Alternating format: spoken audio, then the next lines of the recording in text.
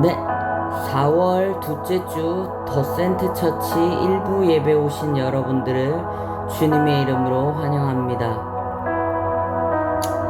네, 이제 이스라엘이 본격적인 왕정으로 들어왔는데요. 여기서부터는 왕정의 시작과 의미를 생각하면서 보셔야 합니다. 이스라엘이 원래의 디자인, 인간 왕 없이 여호와 하나님께서 이스라엘의 왕 되시는 이방 나라와 구별된 나라가 되는 것을 거부하고 말로는 못 알아들으니까 겪어서 깨달을 수 있는 기회를 허락하신 것이 이스라엘의 왕정의 시작입니다. 이 왕정을 통해 하나님께서 인간 왕에게 원하신 부분은 아담을 내세운 대리 통치 때와 똑같습니다. 인간 왕이 진정한 왕은 따로 있고 자신은 그저 왕의 소유를 맡은 부왕일 뿐임을 알고 부왕으로서 진정한 왕의 뜻을 따라서 경영해 나가는 거죠. 마치 가게 매니저와 사장의 관계처럼. 이것은 과거의 특정 자리에 있는 사람에게뿐만 아니라 오늘날 우리에게도 원하시는 것이고요. 또 이 왕정을 보실 때 보셔야 하는 것은 결과를 다 아는 시점에서 이 사람은 좋은 사람이고 이 사람은 나쁜 사람이니까 틀렸어 라고 낙인 찍고 보기보다 그 인물에게 기회를 주시고 훈련을 시키시며 빚어내시는 하나님의 손길들을 집중해서 찾아내고 아는 것이 우리의 신앙에도 바로 연결이 되기 때문에 몹시 중요합니다. 자, 그러면 오늘은 우리들에게 아주 익숙한 본문들이 포함된 곳들을 볼 텐데요.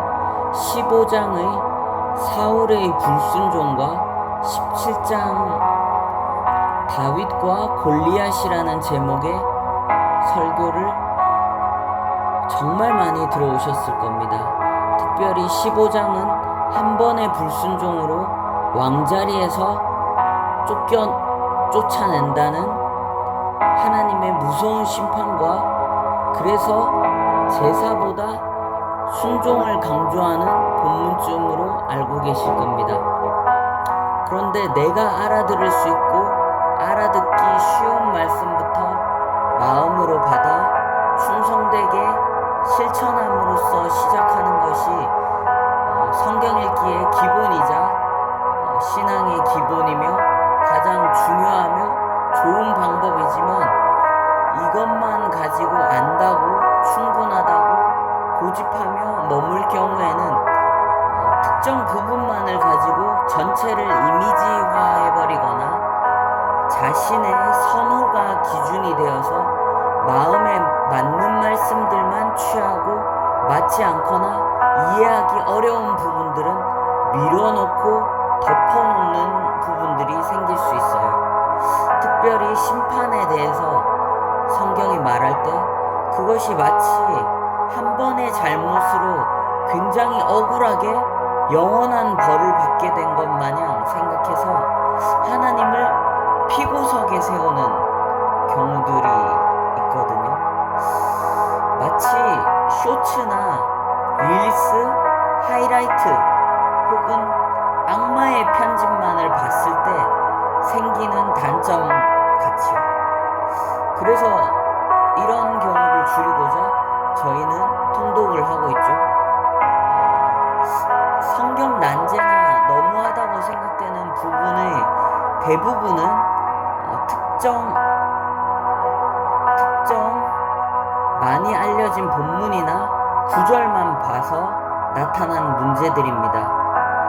그래서 우리에게 익숙한 15장, 17장뿐만 아니라 그 앞뒤의 생소한 본문들이 어떻게 연결되어 어떤 주제들을 말하고 있는가를 보는 것이 오해와 차별 없이 성경을 읽는데 굉장히 도움을 줍니다.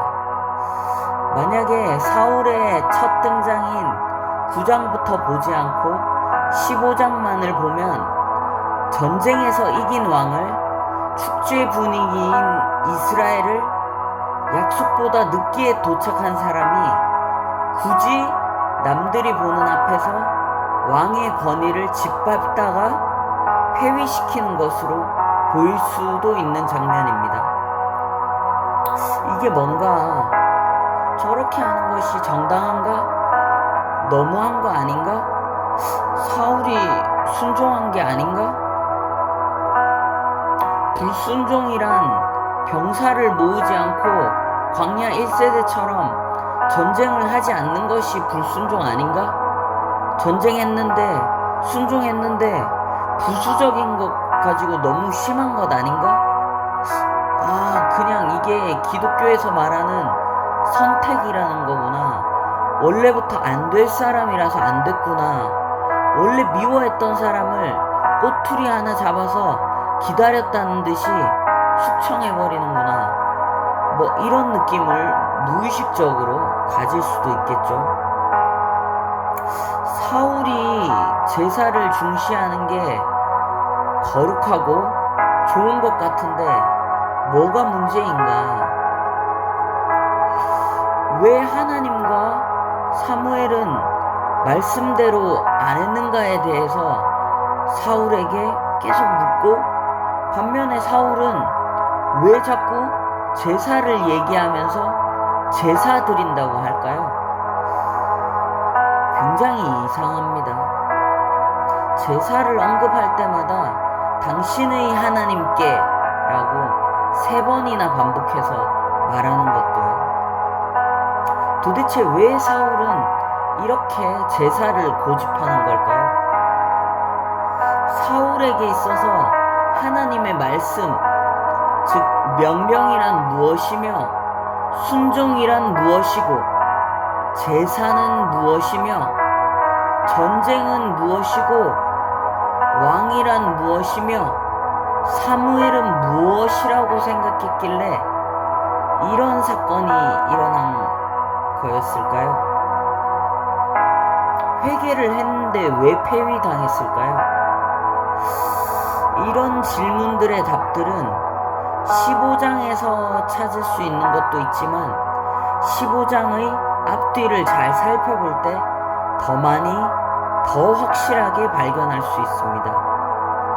설교만을 듣고 선택이나 될 사람만 되는 거 아니냐는 생각과 질문을 가지고 있더라도 15장의 사울이 돌이켜 나를 따르지 않는다는 하나님의 말씀과 스스로 작게 여겼을 때 기름 부음 받지 않았냐라는 사무엘의 말을 보면 원래 안 될 사람이 아니다 라는 것을 알 수 있겠지만 15장 앞뒤를 보면 사울의 전반부 인생과 후반부 인생을 여러 분야에서 날카롭게 대조하는 것이 나오는데요.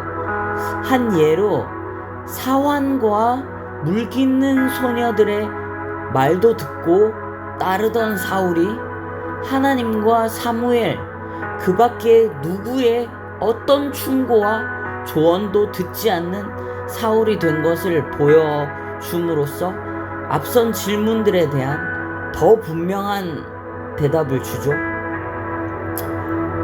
버리시기로 작정하셔서 저런 일이 일어난 게 아니냐는 질문에도 마찬가지입니다. 사울을 이스라엘을 사랑하듯 사랑하셨습니다. 그렇게 사랑하셨기에 사울을 깨뜨리시려고, 고치시려고, 야, 전쟁은 이런 거야. 야, 순종은 이런 거야. 야, 제사는 이런 거야. 야, 왕이란 이런 거야 라고 대답을 하십니다. 아니, 그런데 성경에 사울에게 하나님께서 직접 말씀하시는 장면이 거의 없는 것 같은데요. 네, 맞습니다. 듣지 않는 상태, 듣기 싫어하는 상태에서는 원래 하나님께서 별로 말씀을 안 하십니다. 그래서 사람을 통해서, 환경을 통해서 말씀하십니다. 사무엘과 요나단, 다윗, 그리고 사울의 과거를 통해서 말씀하시는 것을 볼 수 있습니다. 그래서 이런 부분을 유념하셔서 보시면 필요 없어 보이고 의미 없어 보였던 생소한 본문들도 어떤 주제에 대해서 굉장히 큰 목소리를 내고 있구나라는 것과, 그리고 또 많은 의문에도 답을 얻으실 수 있으실 겁니다. 네, 여기까지입니다. 찬양하도록 하겠습니다. 이 찬양은 만약에 사울이 하나님의 모든 메시지를 듣고 깨달았으면 이제 했을 회개를 이제 찬양으로 만든 찬양인데, 들으시면서 찬양하시면서 많은 은혜 받으시길 바라겠습니다.